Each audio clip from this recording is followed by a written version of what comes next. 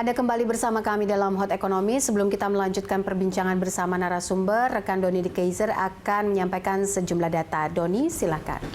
Ya, Poppy, terima kasih. Pemirsa, kalau kita saksikan terkait dengan data bahwa sektor pertambangan dan penggalian termasuk dalam 5 besar lapangan usaha.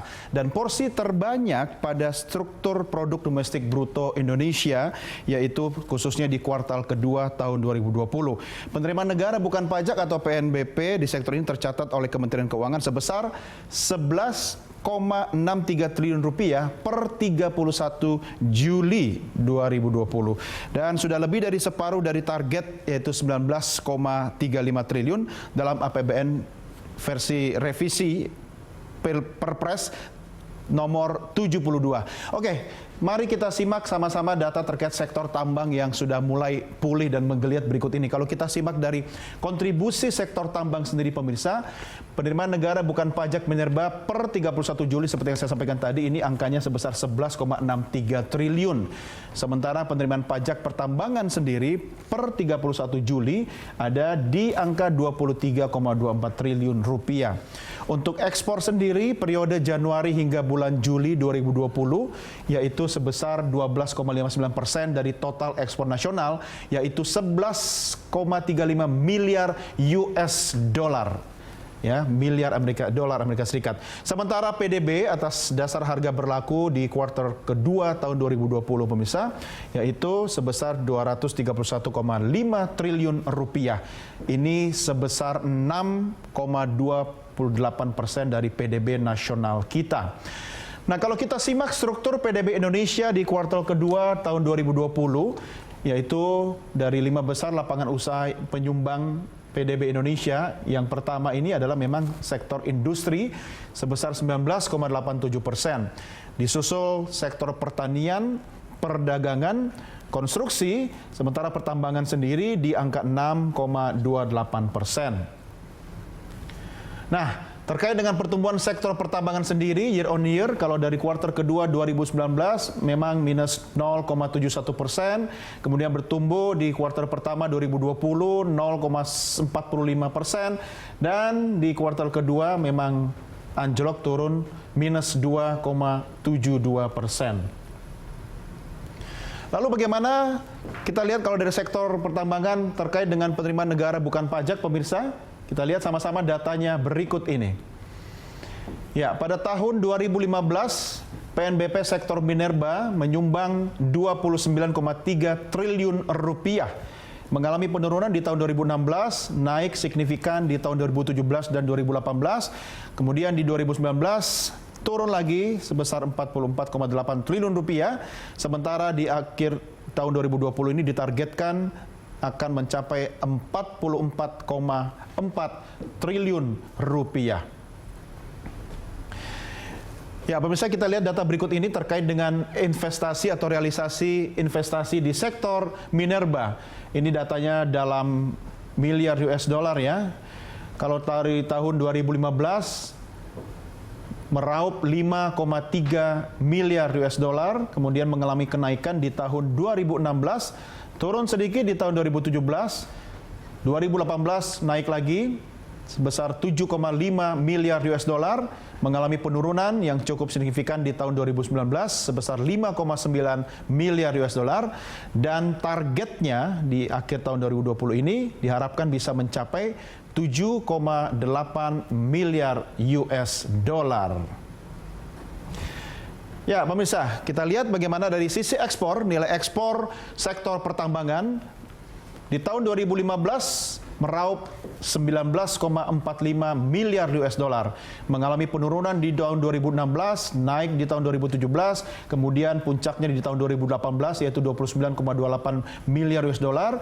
Di 2019 turun hampir sama dengan tahun 2017 yaitu 24,89 miliar US dollar, dan selama sepanjang kuartal pertama tahun 2020 hingga bulan Juli mencapai 11,3 miliar US dollar.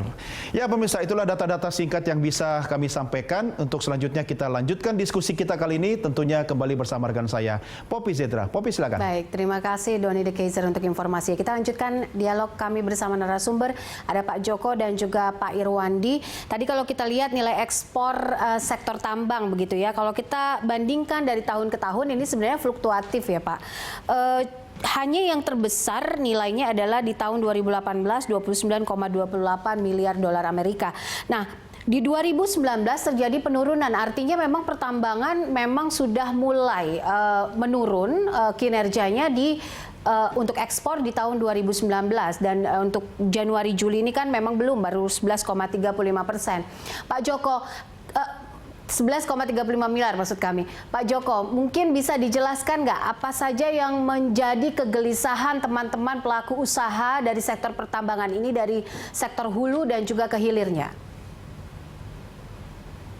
Yang sangat merisaukan sebenarnya industri dari batu bara saat ini mengalami penurunan pemakaiannya di Cina maupun di India. Dan harganya juga meluncur ke bawah. Sampai hari ini kita melihat bahwa harga acuan batu baranya sekitar 50 dengan kondisi 6.220 gram. Nah, sedangkan yang kadar rendah itu harganya di bawah 27 US dollar. Dan di situ kita banyak perusahaan-perusahaan batubara, terutama anggota kita, melakukan survival supaya kita bisa menjaga keberlanjutan daripada dunia usaha, tapi sudah pada titik-titik yang mendekati rugi, sehingga kita melakukan langkah-langkah yang kadang-kadang efisiensi daripada operasi dan sebagainya, dan saat ini masih bisa survive. Nah, tetapi yang mineral, kalau kita lihat dari mulai timah, tembaga, emas, dan juga sebenarnya ada harapan dari bauksit dan makan, tetapi kita hanya sampai pada produksi yang katakanlah setengah jadi, sehingga kita hanya bisa menjual harga logam yang belum bisa mendapatkan nilai tambah tinggi. Karena ada keresahan kita, rencana industri nasional kita belum mencakup produk-produk mineral yang kita miliki. Sehingga katakanlah nilai tertingginya kalau menjadi perhiasan emas atau menjadi bagian daripada high-tech untuk katakanlah handphone dan sebagainya. Kemudian bagian daripada mobil untuk katalisatornya dan sebagainya. Dan ini belum kita nikmati karena kita belum sampai pada industri hilirnya yang sampai meresahkan kita. Kita sudah buat ferronikel, tapi sampai hari ini jarum suntik pun kita belum bisa buat. Inilah yang membuat keresahan kita, sehingga kita membutuhkan terobosan-terobosan supaya kalaupun terjadi penurunan permintaan di luar negeri, kita bisa survive dengan produk-produk untuk menutupi kebutuhan dalam negeri kita. Karena untuk alat-alat kesehatan sampai sekarang ini kita masih banyak tergantung pada luar. Artinya memang permasalahannya ada di global demand yang memang belum signifikan meningkat karena masih banyak lockdown di beberapa negara begitu ya Pak, dan juga penurunan harga komoditas begitu. Pak Irwandi, kalau kita lihat tadi apa yang dikatakan asosiasi, ada problem di sini bagaimana caranya kita bisa meningkatkan value added terhadap sektor pertambangan. Bagaimana caranya supaya teknologinya lebih mumpuni, kemudian value added dari sektor pertambangan ini produk-produknya bisa lebih naik dan akhirnya bisa menjadi satu revenue baru? Ya, terima kasih. Jadi memang kalau kita lihat kondisi sekarang, seperti yang data yang dikumpulkan oleh Berita Satu, bahwa ekspor itu naik turun. Memang dalam hal ini harga komoditas itu nggak bisa kita kontrol, selalu terjadi siklus. Kemudian permintaan dari luar negeri pun tentunya tergantung daripada kondisi dari negara itu masing-masing. Nah, kenapa misalnya ekspor tahun 2020 itu menurun? Ya, karena ekspor kita dari pertambangan ini didominasi oleh ekspor batu bara dan tadinya biji nikel. Nah, mulai 1 Januari biji nikel itu sudah dilarang untuk diekspor. Kenapa, Pak? Nah, jadi memang pertimbangannya biji nikel itu dilarang karena kita undang-undang mewajibkan untuk melakukan nilai tambah di dalam negeri. Oke. Jadi artinya smelter-smelter itu oleh pemerintah khususnya melalui Kementerian SDM mendorong supaya nilai tambah ini dilakukan di Indonesia supaya lebih baik. Misalnya smelter yang ada di Indonesia ini jumlahnya 17 dan kemudian akan diupayakan dalam sampai dengan akhir tahun 2023 itu menjadi 48 smelter. Nah, kemarin bersama dengan Menteri SDM dan rombongan kami meninjau lokasi calon smelter Freeport di Gresik dan kemudian juga melihat perkembangan smelter yang ada dan memberikan satu upaya-upaya smelter ini supaya bertumbuh kembang di Indonesia. Ya, kesulitan utama dari kemajuan smelter ini yang pertama adalah pendanaan, yang kedua adalah sumber energi, dan yang ketiga adalah teknologinya. Nah, pemerintah sudah memberikan fasilitas untuk menghubungkan dengan para penyedia dana, sudah ada titik terang untuk 2-3 smelter, dan mudah-mudahan pada tahun-tahun ke depan ini pendirian smelter ini akan bertambah. Namun demikian, kita tidak terlepas dari pasar internasional. Ini yang kadang-kadang juga kita tidak kuasai. Oleh karena itu, semua dari hulu ke hilir itu harus dipikirkan. Khusus untuk nikel, kenapa dilarang? Karena pemerintah mempunyai suatu rencana besar untuk menuju kepada pabrik baterai dan kendaraan listrik. Yang dimana kebutuhan nikel kita akan meningkat dari tahun ke tahun. Ya, jadi di Indonesia ini berkembang selain untuk baterai dan kendaraan listrik, juga adalah pabrik yang seperti disebutkan tadi, ada nikel pig iron, ada ferronikel yang diproduksi antara lain oleh Antam, dan ada nikel matte yang diproduksi oleh Vale. Nah, hal inilah yang membuat pemerintah berhati-hati sehingga melarang ekspor nikel agar bisa menjadi umpan di dalam rencana peningkatan nilai tambah ke depan. Jangan sampai kekurangan dari endapan-endapan biji nikel ini. Baik. Demikian. Pak Irwandi, selain produksi nikel dan juga konsumsinya, seperti apa trennya di tanah air untuk peran pelaku usaha dan juga investor di domestik sendiri, Pak, saat ini? Kalau sekarang ini yang dominasi daripada smelter nikel itu terutama di Sulawesi dan di Halmahera. Dan ini konsumsinya cukup banyak. Ya, kalau yang dikonsumsi ini kalau tidak berhati-hati, Indonesia akan kehabisan cadangan yang membutuhkan nikel kadar tinggi di atas 1,8% dalam 7-9 tahun. Ini harus direncanakan dengan baik oleh pemerintah supaya ketahanan cadangan nikel yang menjadi umpan smelter di seluruh Indonesia bisa mencukupi.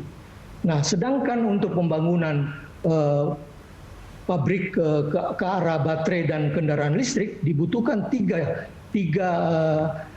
komoditas utama, yaitu nikel, kobalt, dan manghan. Dan ini nikel yang dibutuhkan di sini adalah nikel yang di kadar rendah, di bawah 1,7%.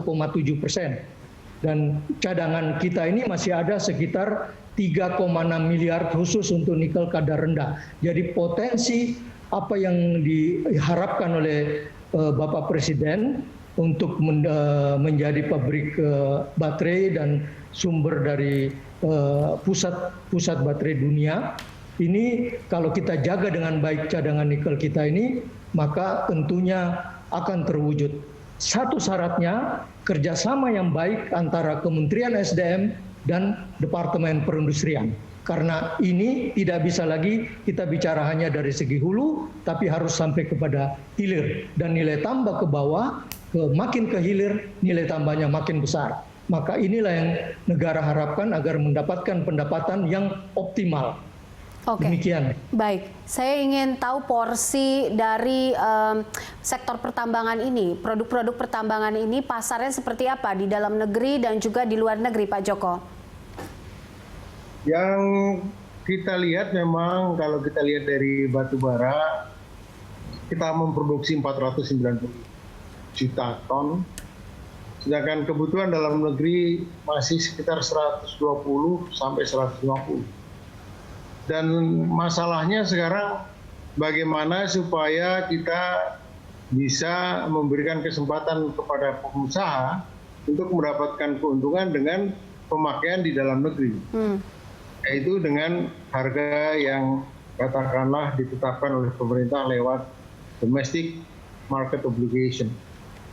Kemudian yang metal, ini umumnya semua diekspor, sehingga ada tuduhan dari sementara pengamat mengatakan bahwa kalau kita membuat smelter hanya sampai dengan barang setengah jadi, hanya menguntungkan industri-industri di luar dan kita tidak menikmatinya.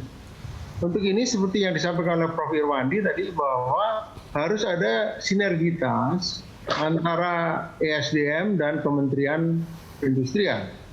Dan tentunya pada waktu Presiden menghadiri pertemuan IMA Award menyampaikan bahwa pemerintah akan memberikan kesempatan-kesempatan kepada para pengusaha untuk mendapatkan kesempatan pendanaan, fasilitas lainnya, dan mempermudah perizinannya. Dan mudah-mudahan ini yang diharapkan oleh perusahaan sekarang bagaimana di dalam surviving dengan melihat fluktuasi pasar di dalam maupun di luar negeri, kita masih bisa mendapatkan kesempatan membantu pendapatan pemerintah, tapi juga kita terbantu bisa survive.